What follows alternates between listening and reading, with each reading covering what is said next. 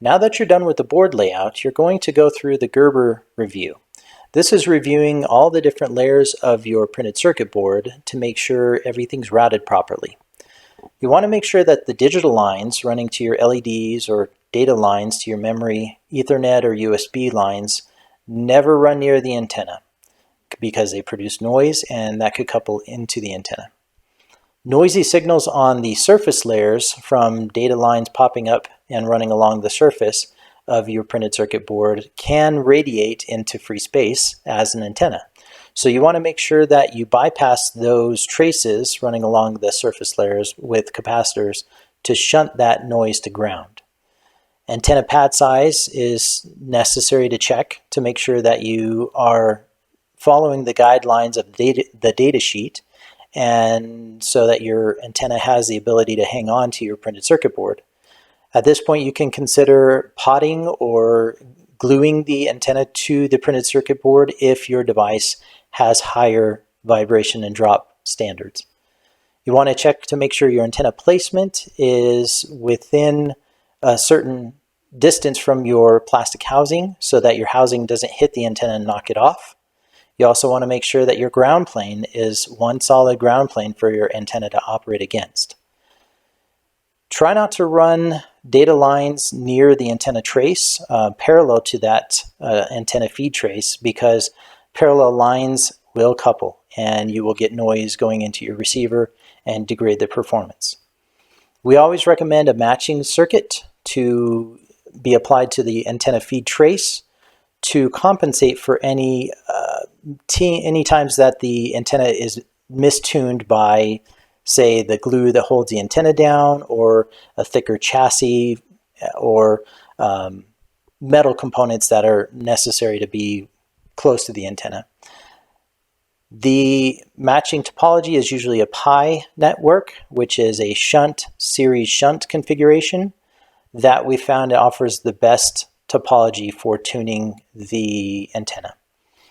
If it's necessary to have EMI shielding close to the antenna, we recommend that you keep it as low as possible. A 3mm shield will have some influence on the antenna, but it will not be as significant as a 5mm shield. You also want to design for coexistence, where you have more than one antenna on the board. Say you have a GPS antenna and a Wi-Fi antenna and an LTE antenna, or a Bluetooth antenna operating with a Wi-Fi antenna. Those antennas will resonate in similar bands, and so the energy transmitted by one antenna could be picked up by another antenna. So you want to make sure that you separate those antennas with some space and also rotate them 90 degrees from each other so that they are orthogonally opposite of each other and their patterns, the radiation patterns, do not couple. Now that you're done with the Gerber review, you're going to send those files out to a board manufacturer. Once the board is manufactured and sent back to you, you're going to want to make sure that your return loss for the antenna is covering the bands that are necessary to meet your carrier requirements. In order to measure the performance of the antenna, you want to have a qualified lab measure the passive efficiency of your antenna in an anechoic chamber. Once you have that efficiency, you can also have them measure your envelope correlation coefficient if you have more than one antenna operating in the same frequencies, such as dual MIMO LTE antennas. Envelope correlation coefficient, or ECC, is a measure of how different those two antenna radiation patterns are to take on the full benefit of MIMO performance. You want to also manage the interference problem between the two antennas. If you have an isolation issue where the antennas have too much correlation or they crosstalk to each other, at this point you're going to want to go through a redesign phase and move the antennas away from each other a little bit more, or change their rotation from one another to make sure that they have the proper isolation. You can also check to see if you have any EMI issues that will pollute the receive signal and your receive chain by sniffing the board while it's transmitting, and finding out if, using a spectrum analyzer, if any of the traces or components on your board are radiating signals in the bands of interest.